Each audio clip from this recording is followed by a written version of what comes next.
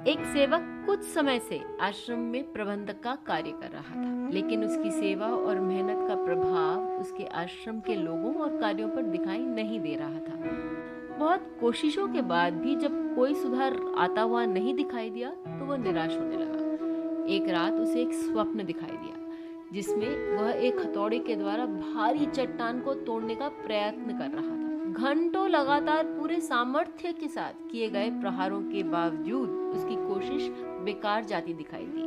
उसने सोचा, इसमें मेहनत करने का कोई फायदा नहीं है, मैं इस काम को छोड़ रहा हूँ, और उसने हथौड़ा नीचे रख दिया। तभी एक व्यक्ति उसके पास आया और उसने पूछा, क्या तुम्हें इस कार्य के लिए नियुक्त नहीं किया गया था?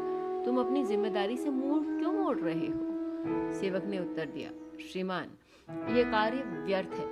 इतनी मेहनत करने के बाद भी इस चट्टान पर कोई प्रभाव नहीं पड़ रहा है। अब क्यों मैं व्यर्थ में अपनी ताकत और समय इसमें गंवाऊं?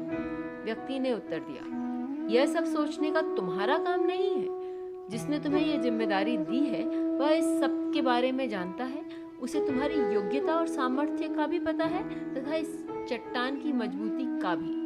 बस सौंपा हुआ काम दृढ़ निश्चय के साथ भली भांति करो, परिणाम की चिंता मत करो। चलो, निराशा छोड़ो और पुनः अपने कार्य में लग जाओ। वस्तुतः हमारा हर प्रयास कार्य को परिणति की ओर पहुंचा रहा होता है, परंतु हमें उसकी अनुभूति तभी होती है जब अंतिम परिणाम आ जाता है। उस व्यक्ति के कहने पर सेवक ने हथौड़ा फिर से उठाया और चट्टान पर भरपूर प्रहार किया।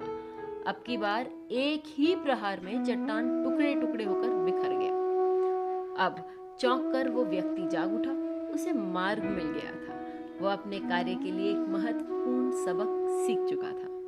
वह जान चुका था कि उसे अपना कार्य करते रहना है, बिना परिणाम की चिंता किए। पता नहीं कौन सा प्रहार अंतिम सिद्ध हो जाए।